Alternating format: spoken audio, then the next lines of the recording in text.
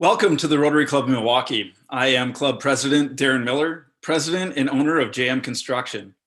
As we gather for our 19th virtual meeting of our club's 108-year history, we will continue our tradition of reciting the Pledge of Allegiance. I pledge allegiance to the flag of the United States of America and to the republic for which it stands, one nation, under God, indivisible, with liberty and justice for all. And now, Angie Bernhardt, Director of Adoption Services Incorporated, will give our invocation. Thank you, President Darren. As we gather today, I found the message of peace by Mother Teresa to be the most fitting message. The fruit of silence is prayer. The fruit of prayer is faith. The fruit of faith is love.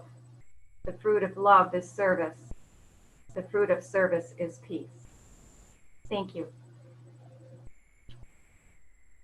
Thank you, Angie.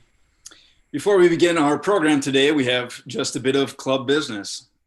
Congratulations to our Done in a Day volunteers. At a small ceremony this past week, the Rotary Club Milwaukee was recognized as the 2019 Bell Ringing Organization of the Year by the Salvation Army. Thank you to everyone who helped organize this and ring bells around the holiday last winter. Yesterday, Mayor of Milwaukee, Tom Barrett, announced Monday, August 3rd, 2020 as Franklin Gimbel and Gimbel, Riley, Gruen, and Brown Day to celebrate and recognize Franklin Gimbel's 84th birthday and Gimbel, Riley, Gruen, and Brown's 52nd anniversary. Congratulations, Frank. Last month, Barbara Velez featured Frank in the bi-monthly Rotary People of Action article. On August 27th, Frank will be our featured speaker for our Thursday snack program. Be sure to check that out. Thank you again to Mary Bolich for interviewing me during the Thursday snack program last week. We had a lighthearted conversation about this and that and my hopes and aspirations for Rotary. If you're curious, the program is now up on our YouTube channel. This Thursday, we're excited to hear from our own Jason Ray, President and CEO of the Wisconsin LGBT Chamber of Commerce and Secretary for the Democratic National Committee. Jason will talk about his role in the upcoming Democratic National Convention with fellow Rotarian Megan Holbrook. We know that people are still missing the face-to-face conversations, and we're working on ways to incorporate more interaction into our Tuesday programs. So if you're joining us live via Zoom today, when we get to the Q&A portion of the program, we'll change the format so that you will be able to view your fellow Rotarians in the audience. Please just switch over to gallery view to see everyone. And during that time, please continue to submit your questions to the chat feature. And now I have the pleasure and honor of introducing our speakers. Secretary William J. Perry served as U.S. Undersecretary of Defense for Research and Engineering in the Carter administration, and then as Secretary of Defense in the Clinton administration. He oversaw the development of the strategic nuclear systems that we currently have in our arsenal. His new offset strategy ushered in the age of stealth, smart weapons, GPS, and technologies that changed the face of modern warfare. In 2007, Dr. Perry collaborated with George Shultz, Sam Nunn, and Henry Kissinger to publish several groundbreaking editorials in the Wall Street Journal that linked the vision of a world free from nuclear weapons with urgent but practical steps that could be taken to reduce nuclear dangers. Perry's 2015 memoir, My Journey at the Nuclear Brink, is a personal account of his lifelong effort to reduce nuclear dangers. He founded the William J. Perry Project to educate the public on these dangers. In 2020, Perry co-authored The Button, The Nuclear Arms Race and Presidential Power from Truman to Trump. He is the Michael and Barbara Berbian Professor Emeritus at Stanford University. And Perry is the father of 5, grandfather of 8, and great-grandfather of 4. He continues to travel the world in pursuit of his goal of reducing the threat from nuclear weapons. Tom Collina is Director of Policy at Ploughshares Fund. He is the co-author with William J. Perry of The Button, The Nuclear Arms Race and Presidential Power from Truman to Trump, published this past June. Tom has 30 years of Washington, D.C. experience in nuclear weapons, missile defense, nonproliferation issues, and has held senior positions at the Arms Control Association, the Institute of Science and International Security, and the Union of Concerned Scientists.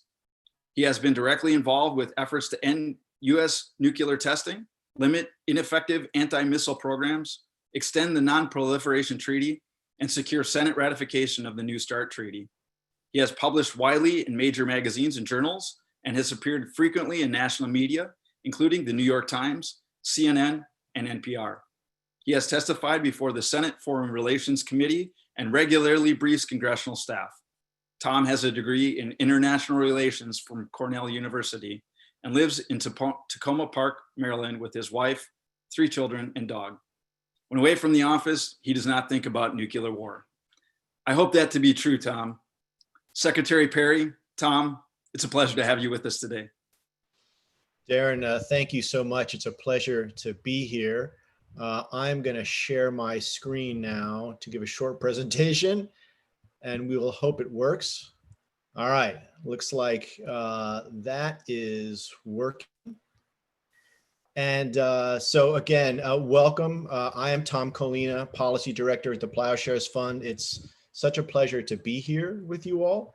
And of course, it was my honor to write this book with former Secretary of Defense, Bill Perry. And the book, of course, was published in June.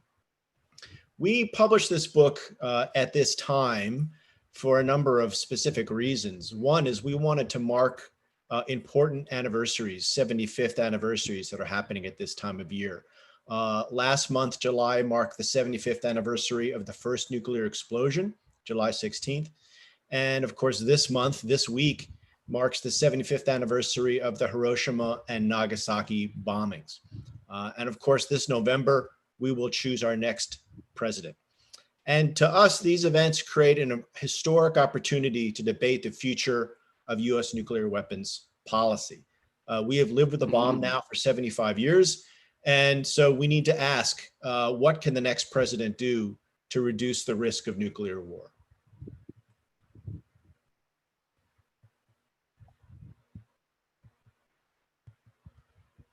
Trying to change the slide. And of course, I went too far. All right. First, some context. The current national crisis, as we all know, the battered economy, resurgent coronavirus, racial injustice, all of these things create important opportunities for change. For example, the coronavirus shows us that US leaders have been focused on the wrong threats. We are spending too much on outdated Cold War scenarios and not enough on the real threats we face today. And despite spending $700 billion on defense each year, many Americans do not feel safe. Take, for example, the $1 trillion that the United States plans to spend on nuclear weapons over the next 2 decades. Much of this is simply not needed. And we can see this as a nuclear piggy bank that the next president can break open to pay for higher priority needs. But this is not just about money. We need to change policy too. The bomb does not address the most serious threats we face. And in fact, it can make those threats even worse. So let's unpack this a bit. We like to show this photo as it tends to focus the mind. Here is President Trump with the infamous football, the briefcase that contains everything the president needs to start nuclear war. This is literally how close we are to nuclear war every day, every minute, right now. President Trump can order an attack on his own authority with no second opinions. No input from Congress or the Secretary of Defense is required. Now, we don't mean to single out President Trump here. Clearly, his impulsiveness and disregard for the facts tend to highlight these concerns. But all presidents make mistakes. All presidents are human. And so that's why we strongly feel that no single human should control the future of humanity. Yet we, the American people, choose to give the president this absolute power. Why do we choose to live so close to the brink? We think it's because US nuclear policy is and has been focused on the wrong threat. So let's look at the main arguments we make in the book. First is that US policy is focused on the wrong threat of a surprise attack from Russia. Such an attack, we find, is highly unlikely for the simple reason that it would mean utter destruction for both sides. And yet US nuclear policy has been based on this threat for decades. But here's the big problem. This mistaken threat assessment increases the risk that we will blunder into nuclear war by mistake. We could literally start a nuclear war in response to a false alarm, which we see as one of the greatest dangers in the world. And we simply don't need to take the risk. Instead, we need to move away from quick launch policies and give presidents more decision time. So Bill, turning to you, you had a front row seat on the arms race and met with Soviet and Russian officials many times. Some might challenge our central assertion that a surprise attack from Russia is not a likely threat. What would you say to that? Well, as you said, I have met probably hundreds of times with Russian officials from the president on down when I was in office. And then when I was not in office, I conducted what's called Track 2 dialogue. There's unofficial meetings with thousands of Russians. One thing I can say with a lot of confidence, the Russians are not stupid and the Russians are not suicidal. Therefore, we are focused on the wrong threat. But there is a real threat, and the real threat is that we will blunder into a nuclear war. That's what we ought to be focused on. What can we do to reduce the likelihood of blundering into a nuclear war? Tom? Thank you. So this perceived threat of a surprise attack drives a military requirement that we must be ready to launch nuclear weapons at all times within minutes. And this in turn drives these three dangerous policies. First, that the president has sole authority to launch nuclear weapons within minutes with no second opinions or oversight. Second, that the president can order a first strike and is not limited to retaliation, which many Americans do not realize. Third, that the president can launch hundreds of land-based ballistic missiles, ICBMs, on warning of attack without waiting for proof of attack. And in our book, we go through some of the reasons why this combination of policies is so dangerous. But Bill, if you could lead us through those now, please. Perhaps the most dramatic example of how dangerous they are is if we have a false alarm. We have an amazing technical system to detect missiles being launched at the United States.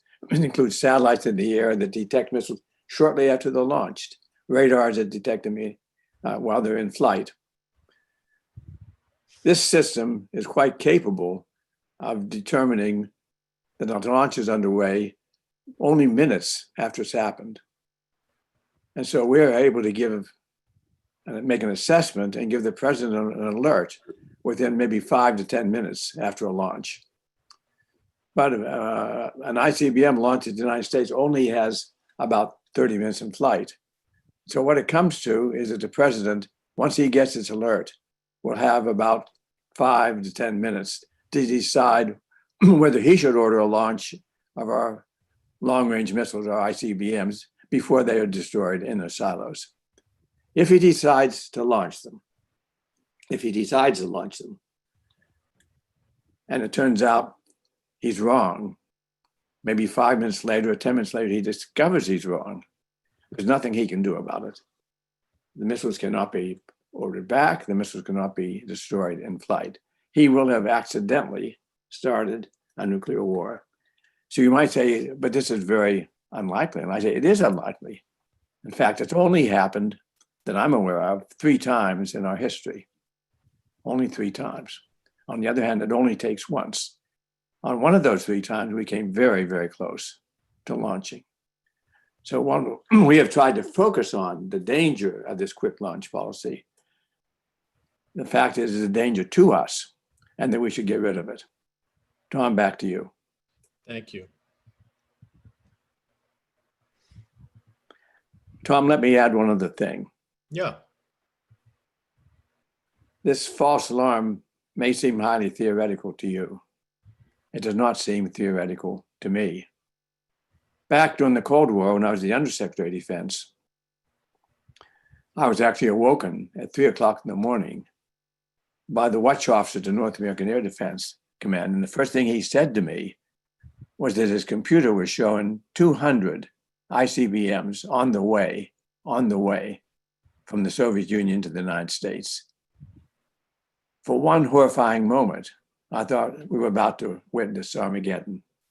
But then he quickly added, but I've determined it's a false alarm. I'm calling you to see if you can help me figure out what went wrong with my computers. The sequel to that story is we could not determine it on the phone that night. It took a couple of days to conclude that there was a faulty chip in his computer, which caused the machines do error. On an earlier false alarm, it was a human error. A watch officer came in to reset the computer. And instead of putting in the operating tape for the computer, he mistakenly put in a training tape. And so the computer was showing a very realistic simulation of an attack. So humans err and machines err. They still do, and we still have the possibility of a false alarm again. Tom, back to you. Thanks, Bill. And of course, those aren't the only ways that we can blunder into nuclear war. So let's expand a bit on the dangers of sole authority. In 1963, President Kennedy warned that we can stumble.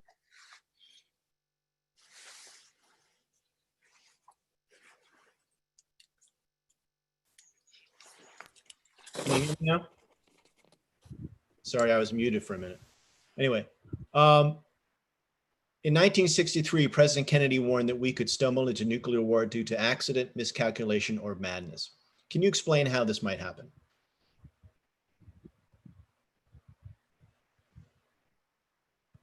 If the best example was President Kennedy in the Cuban Missile Crisis, he was being urged by his military leaders, by the Joint Chiefs of Staff, to conduct military operations against Cuba. He decided not to do that, but he was being urged to do it. When he made his decision not to do it, he did not know that the Soviets, in addition to having the medium-range missiles, not yet armed with nuclear weapons, he did not know they also had tactical short-range missiles in Cuba that were armed with nuclear weapons, and they were ready to go. So had he followed the advice of his military leaders, our troops would have been decimated on the beachhead with nuclear weapons, and a general nuclear war would surely have followed. So President Kennedy was operating with bad information. In spite of that, we were able to avoid the war because he made the correct judgment not to accept the advice of his military commanders. We will never know why he was able to withstand that advice and continue to pursue diplomacy. But that he did was the reason that the world was spared from this devastation. Then we have the problem of an unstable decider. Perhaps the poster child for that is President Trump. But again, we're not picking on President Trump. That can happen, and it has happened in history with other presidents.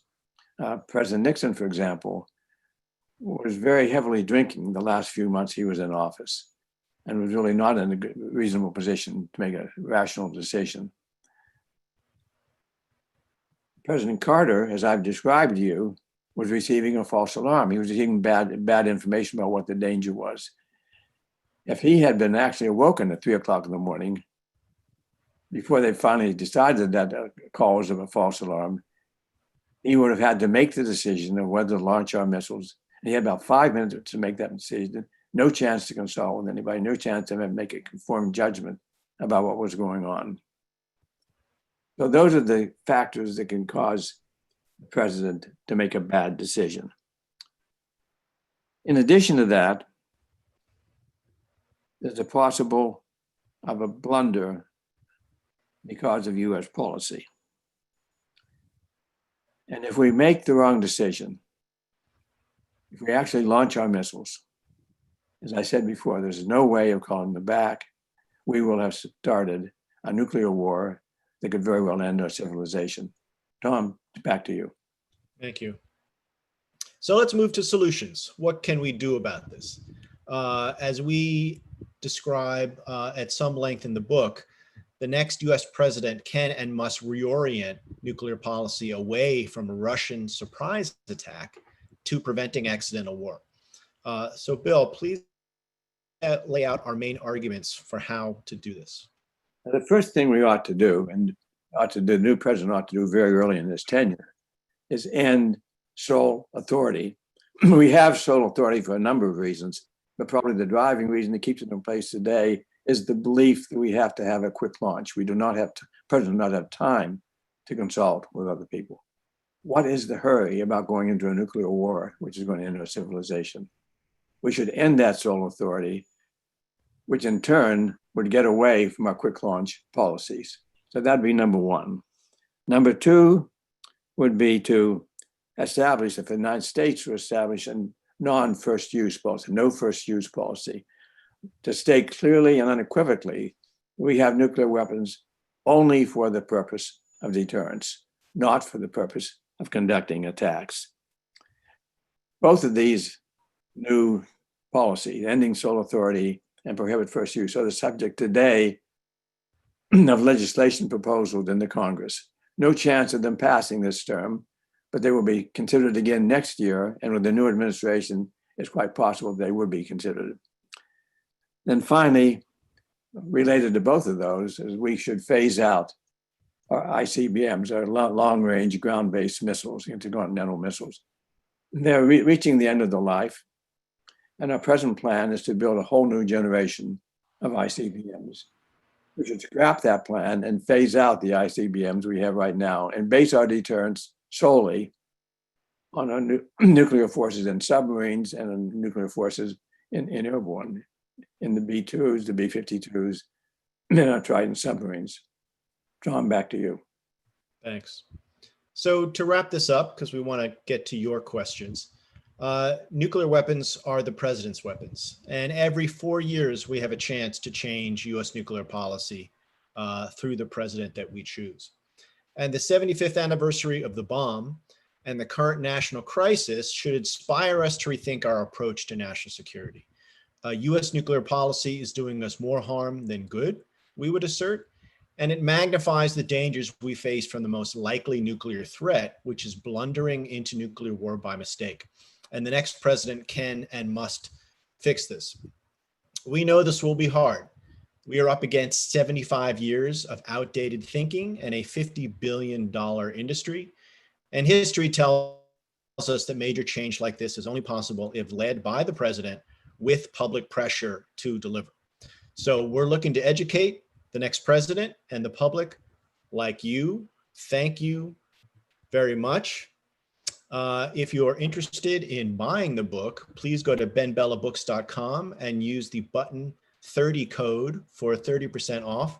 And if you like the book, please rate us on Amazon. Thank you very much.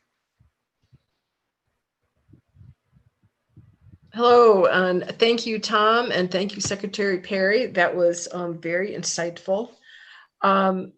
And let me just start off, you've talked a bit about the president having sole authority to order the use of nuclear weapons. What is the history behind that? And where did it come from? And what actually will it take to change it? Well, I'll jump in on that one because the history is kind of fascinating. I certainly was surprised in where the history comes from and learned a lot about it in the preparation of the book. I assumed, I think like most people, that the reason we had presidential sole authority was to speed a president's decision in the scenario of a surprise attack from Russia.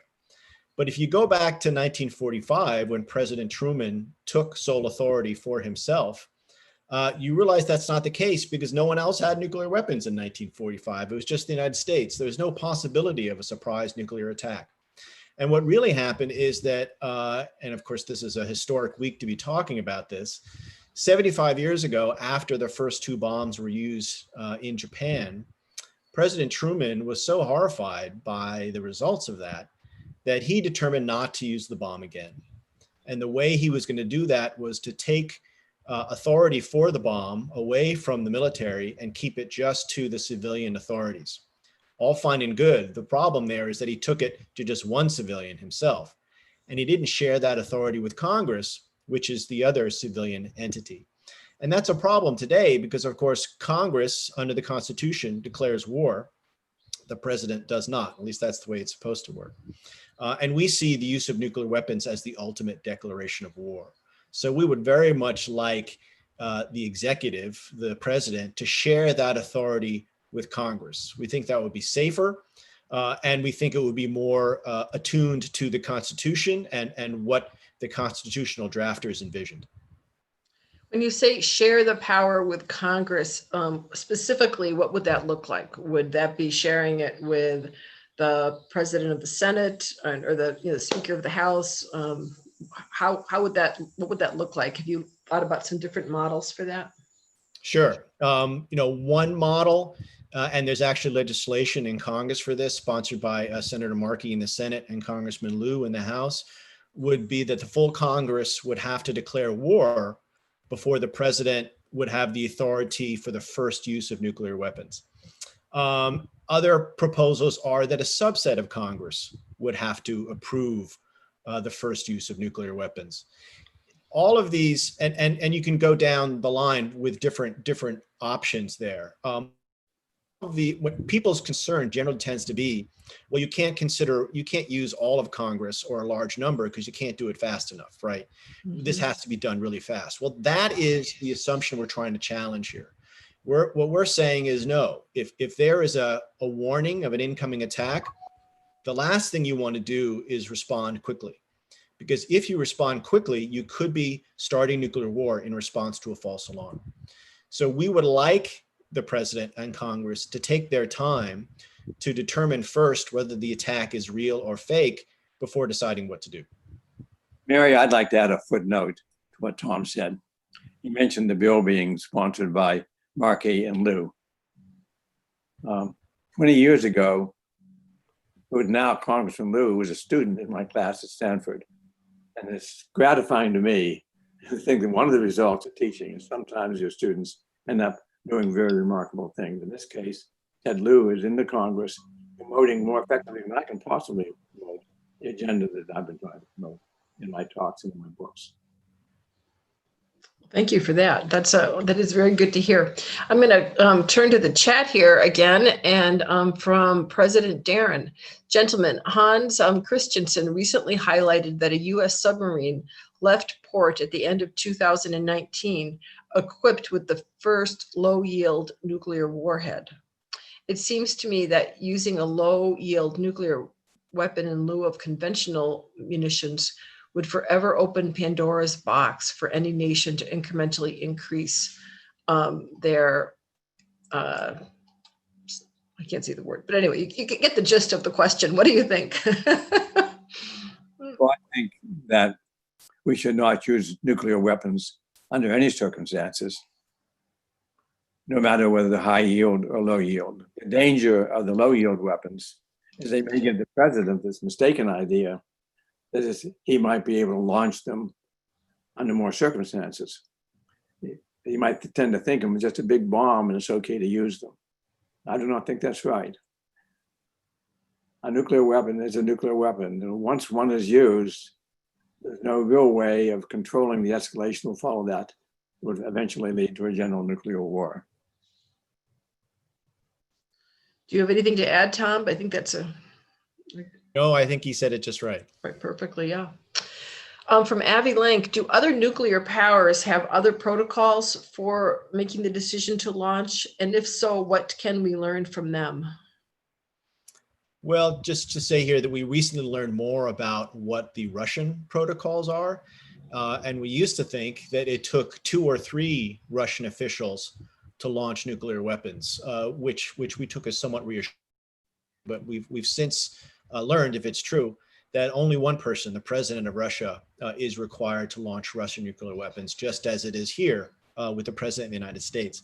And this is concerning because from what we know about Russian command and control and early warning systems, they are not in great shape. And that means that the president of Russia would have even less time, less warning to make a decision about using nuclear weapons and whether an attack was real or false. So it's not only our problem, it's also Russia's problem. And if Russia were to launch accidentally, guess where those weapons are coming? They'd probably be coming over here.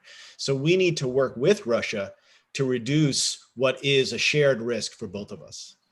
I'd like to add a footnote to what Tom said that emphasized the importance of having multiple decision makers. nuclear launch. And during the Cuban Missile Crisis, unknown to the United States, the Soviets had submarines with nuclear torpedoes based in the quarantine zone right outside of Cuba. And we had our Navy ships there conducting a blockade. Our Navy ships detected the submarine, dropped depth charges to warn it that it should surface. The captain of the submarine believed he was under attack, and he was prepared to launch his nuclear torpedo at that ship. The result, if he'd done that, would have been the destruction of that ship and other ships in the area. And I think without doubt, a general nuclear war would have followed. That's how close we came to it. War in the Cuban Missile Crisis. But luckily for the world, the Soviet Navy had a protocol for using its nuclear weapon, its nuclear torpedoes. And they required there to be 3 senior officers on the submarine vote on that, and 2 of the 3 had to vote in favor of it. Well, the other 2 who had that authority voted against it. And so the skipper, although he wanted to launch it, was not authorized to do so. That's how close we came to nuclear war, but it was saved by the protocol of having 3 decision makers instead of 1. Thank you. From Mary Bullock, can you discuss the impact on deterrent stability caused by the U.S. walking away from the treaties with Russia? Well, I'll start that, and then Bill can come in. You know, we only have at this point 1 treaty left, the New START treaty from 2010 under the Obama administration. We only have that treaty left that provides limits on US and Russian offensive nuclear forces. And so if that treaty expires, and it will next February, unless somebody does something about it, we will be without any rules, without any predictors. And those rules are the things that helped us get out of the arms race and stopped the Cold War and allowed both countries to reduce their nuclear forces by over 80%. So those treaties have been incredibly helpful in creating the stability between the 2 countries that allowed them to do the verification, that trusted each other to reduce their nuclear forces. Currently, unfortunately, we have a Trump administration that is delaying what should be a simple thing to do, which is to extend the New START treaty by 5 years. Instead, the Trump administration is trying to bring China into the process. I'm all for talking to the Chinese, but they have no interest in being part of this treaty. We have to remember that the Chinese have much, much smaller nuclear stockpiles than the United States or Russia, about 20 times smaller. And so to expect them to want to join that conversation is simply unrealistic. So what we need to do right now is extend the New START treaty for 5 years. And then when we have the luxury of time, talk to the Chinese and other countries. But we can't let China become the excuse not to do what we should do, which is to extend the New START treaty as soon as we can. I'd like to add to Tom's comments. Our nuclear arms treaties have, for decades, been completely nonpartisan, not bipartisan, but nonpartisan.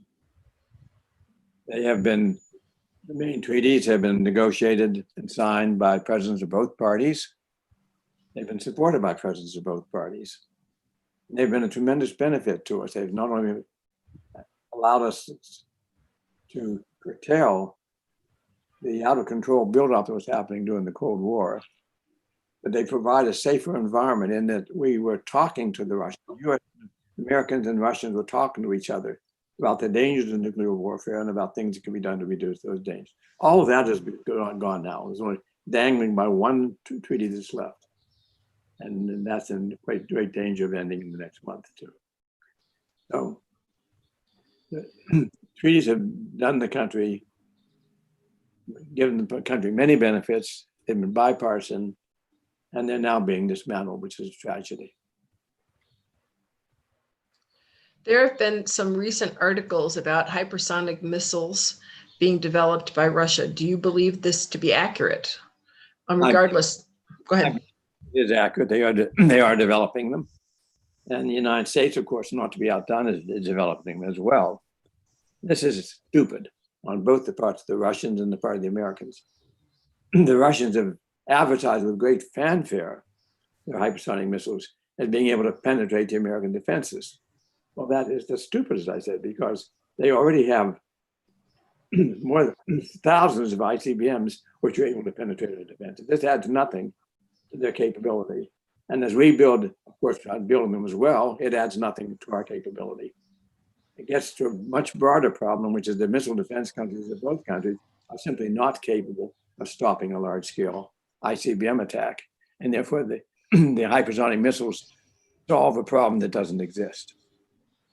I would just add that this is a perfect case for arms control, that if both the United States and Russia and China could get together and agree not to build hypersonic weapons through an agreement, we would all be better off. None of us need these weapons, and we'd all save money by not building them.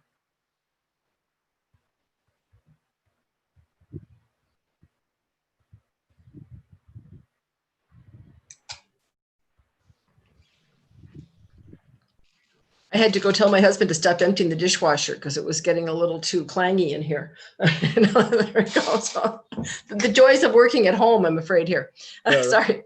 From Dan Federley, please comment on effectiveness of treaties such as the proliferation treaty, SALT, etc. I see my question is redundant. Please delete. But if you have any other additional comments on treaties, that would be really valuable as well.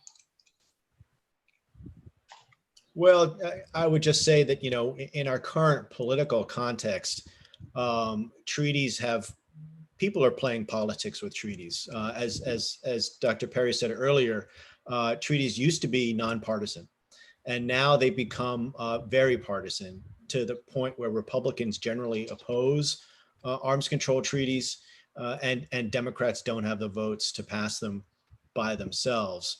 Worse than that, they get ideological treatment where one party calls the other party weak for supporting arms control. Arms control is good for the United States. It's good for the world. It's good for our security. It's good for our budgets. It saves us money. Arms control treaties make sense in so many different ways, and we need to get away from treating them as political gotcha issues, and realize that these are some of the basic bedrocks on which we build our security. And we need to stop playing politics with things that are so important to our basic security and stability. Let me add to that if the next president is President Biden, in other words, the change of administration, he may very well be motivated to go for more treaties.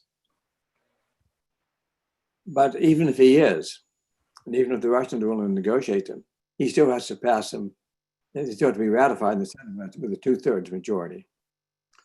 And he probably won't have the 2/3 majority. And because of this partisan nature of treaties today, he may fail. So it may be that his best strategy, instead of going for more treaties, would be to implement the provisions of what the treaties would be without a treaty. He can make agreements, he can go unilaterally. There are many things he can do, as long as what he's doing is in the national security. It does not have to be blessed with a treaty. Okay, thank you. Gentlemen, from Tom Gale, thank you for a most informative presentation. Limiting the president's power with the football seems like a good idea, but how do we get both sides of the aisle to agree to a compromise when they don't seem to agree on anything? Well, the question is exactly right. It's hard to get Congress to agree on anything these days, which is why I think that we would recommend that this is something that the president should do himself, that the next president should declare that he would share this authority with Congress and declare that he would never use nuclear weapons first. And this isn't too far out of the realm of possibility if it's a Biden administration, because the Democratic National Platform, a draft, came out recently that declares support for sole purpose of nuclear weapons. And that basically says that the sole purpose of nuclear weapons is to deter their use by others. That is very close to no first use. And we're hoping that if we do have a Biden administration coming in, that they will declare sole purpose and then hopefully move on to a no first use policy. And I think that's the best way to do it from the presidency. from the top down, because as we've argued, these are the president's weapons. The president has a huge amount of authority when it comes to nuclear weapons, and doing it through Congress is possible, but it's much more difficult and much more complicated. Let me add to that I am completely distressed by the way that these nuclear issues become a partisan issue, and the way the treaties have become a partisan issue. Some of the most revolutionary changes in nuclear weapons and the most revolutionary concepts for changes were made by President Reagan at his Reykjavik summit, where he and President Gorbachev from the Soviet Union seriously discussed completely eliminating nuclear weapons. And while that was never passed, they never finally agreed on that, what did come out of that was the INF Treaty, which was one of the best nuclear treaties we ever had, now sadly having been abandoned. But, and also what came out of that was a very famous statement, which should be repeated by whoever is president in the United States, which is a nuclear war cannot be won and must never be fought. Agreed. And if I could add again on that too, as to the reason why we think that treaties are now treated in such a partisan way, is that the public is not as engaged in nuclear policy as it used to be. Back in the 80s, nuclear policy was a public concern, and we had a mass movement, if you will, calling for reductions in the end of the arms race, and that made a real difference. Now, with the end of the Cold War, people have assumed largely that this problem has gone away, and unfortunately, it has not. It is still with us, yet without the public concern and an engagement that we used to have. So politicians feel they can play games with these issues, and that there won't be a cost to pay at the ballot box when they go to get reelected. And unless we change that dynamic, unless politicians feel pressure to change policy, it simply won't happen. I'd like to add to Tom's comment there about the public not understanding the dangers of nuclear war today. The best gauge I know of the danger of nuclear war is put out by the Bulletin of Atomic Scientists located in Chicago. And every year since 1947, they've made an assessment of the danger of a nuclear war. And they symbolize that assessment by setting a clock. It's called the doomsday clock. And so the clock is set at so many minutes before midnight, where midnight is doomsday or catastrophe. And during the Cold War, that varied from 2 minutes to midnight to as low as 10 minutes to midnight. 2 minutes to midnight being done at the year that the Soviets developed their hydrogen bomb. After the Cold War was over, the hands started going back. When I was Secretary of Defense, for example, we were back to, 12 or 13 minutes before midnight. About 2000, in this new century, they started going closer to midnight again. Last year, they were set at 2 minutes to midnight, which is equal to the darkest days of the Cold War. This year, they said it was a little bit more dangerous. They didn't know quite what to do. So they moved instead of 2 minutes to midnight, moved to 100 seconds to midnight to symbolize it's even more dangerous than it was during the Cold War. And yet the public simply does not understand that. Thank you. Okay. Thank you for your important work. Can you talk about the opposition to your proposals and how or if you've seen arguments in favor of sole authority and first strike in recent years? Well, certainly there's a lot of arguments out there in favor of sole authority. The main one is that the president should be able to launch quickly before a Russian attack could arrive. I think that's the best argument for sole authority. And our point would be that there's no reason to launch quickly. And in fact, it's quite dangerous, right? That if the president has warning of an attack, if that attack is a false alarm, then you don't want to launch quickly. You want to wait and see whether that attack is real or not. And from our perspective, the worst nightmare we can envision is blundering into nuclear war by mistake, where the president would start nuclear war in response to a false alarm. And again, this is not an academic concern. As Dr. Perry has mentioned, he's actually experienced false alarms. And I want to add here something I don't think we've mentioned, that we actually think false alarms can become more risky today because of cyber vulnerabilities. Most people don't realize this, but our command and control systems, our early warning systems are all networked. They're all based on computers, and therefore they're all vulnerable to cyber attack. And just imagine for a moment that someone or some country or entity figures out how to hack that system and spoofs it to make it look like there's an attack, a nuclear attack coming in, when in fact there isn't. And the president would have just minutes to figure that out, to decide what to do. So in our perspective, because of that danger, we feel that the president should never launch on warning and should always wait and create as much decision space and decision time as possible. Okay, I'm going to combine a couple of questions here. One from Mark Madsen.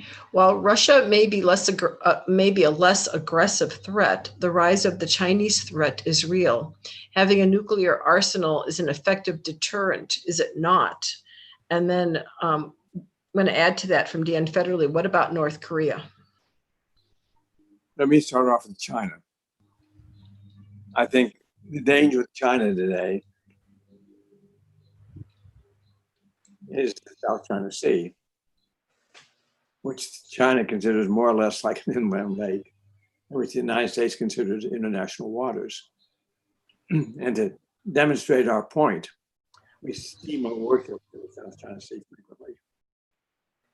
And the Chinese, to demonstrate their point, have military aircraft that ships out to harass our warships as they sail through.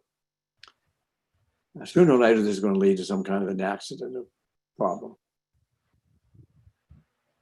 caused not by the president of China or the president of the United States, but by the skipper of a ship or by the pilot of an airplane. And when that accident happens, there'll be Chinese military people killed and American military people killed, and the possibility of an escalation of military conflict. That's how we can get into some kind of military conflict, not because either of our presidents decides they want to go to war, but because we kind of blunder into it.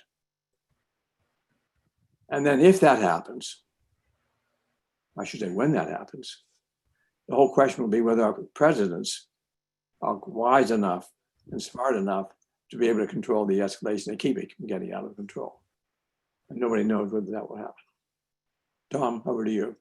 Just to add to that, I think that, and to get to the questioner's question, we're not proposing unilateral disarmament here. We are suggesting that the United States retire its land-based ballistic missiles, but that's with the understanding that the United States would maintain its submarine-based weapons and its bomber-based weapons. So what we're saying is that we don't need land-based ballistic missiles for deterrence. We can deter any attack with our other nuclear weapons deployments. And so in terms of China, they will be deterred, as would Russia, as would North Korea, whether we had our land-based ballistic missiles or not. And in terms of North Korea, I think we would support engagement with North Korea to try to work with them to figure out a way to limit their nuclear program, and actually supported the Trump administration's efforts to reach out to North Korea during his administration. Unfortunately, the Trump administration didn't have a viable plan to work with North Korea. They expected too much up front, and it simply wasn't a viable strategy. But I think diplomacy is the way to go to help reduce the threat from North Korea.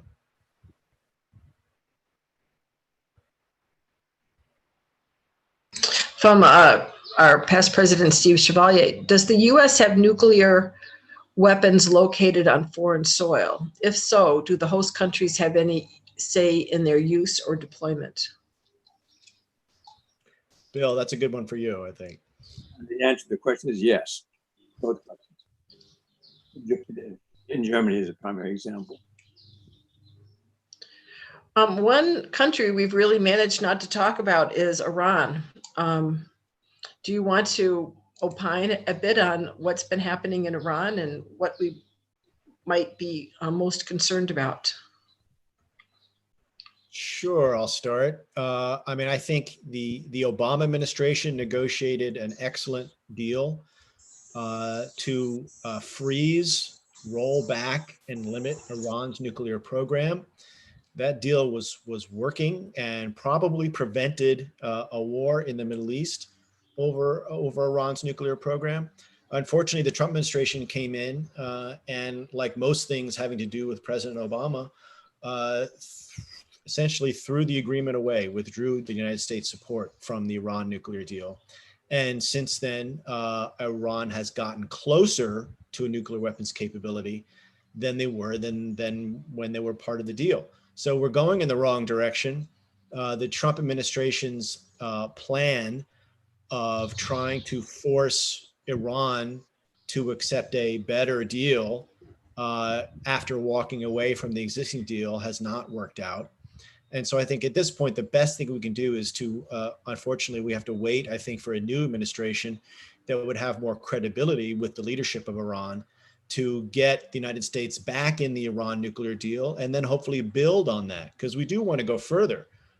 We want to have more constraints on Iran, on their nuclear, on their missile program, have longer timeframes for the deal.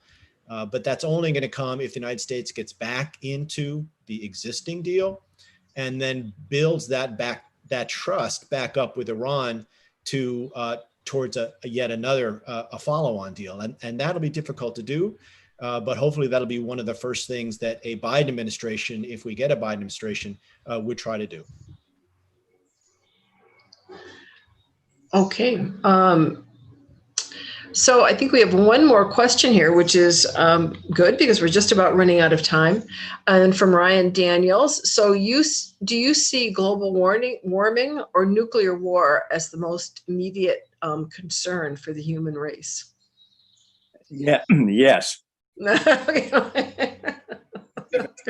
Different. Either one. Both of them are existential threats. That is, they have the potential of ending our civilization.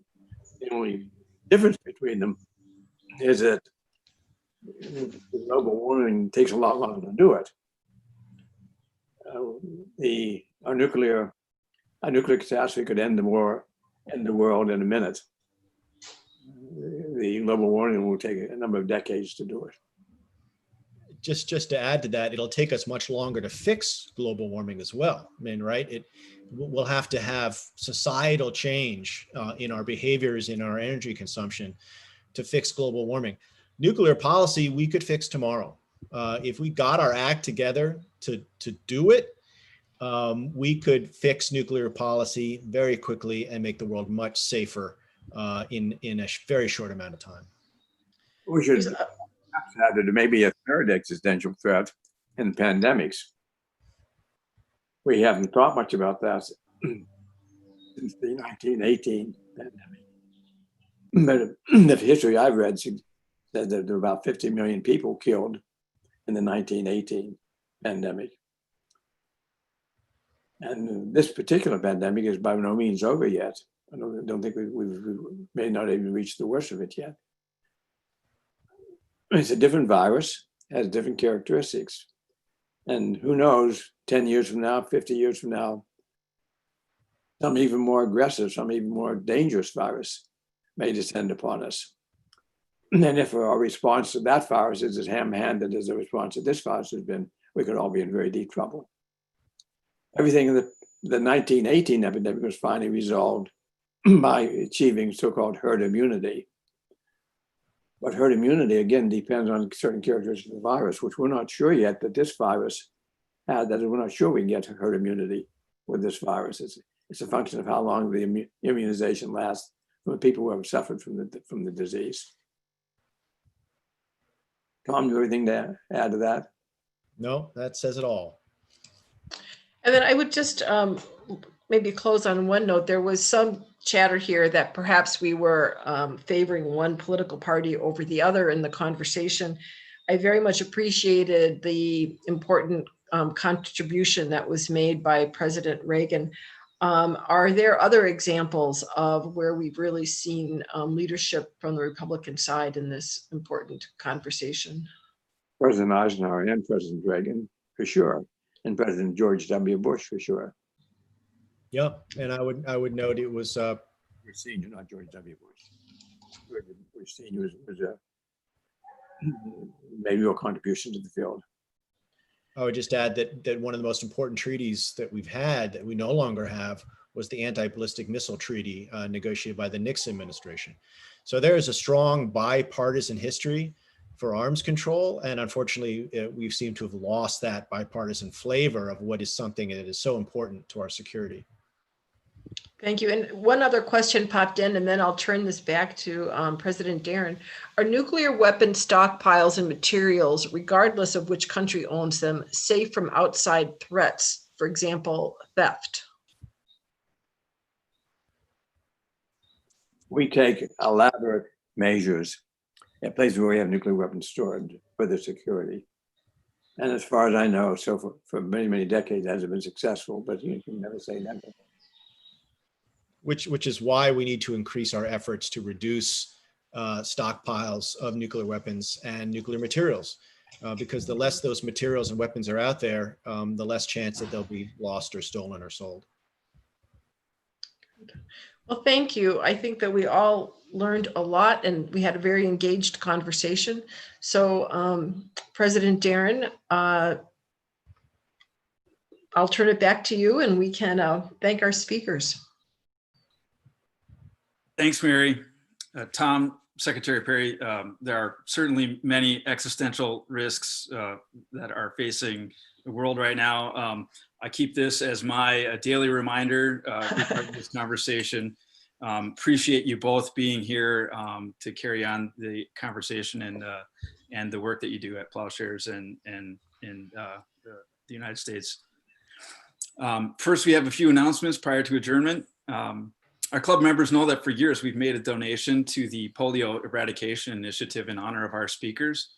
Over the past decade, our club members have donated over $175,000 to the polio initiative.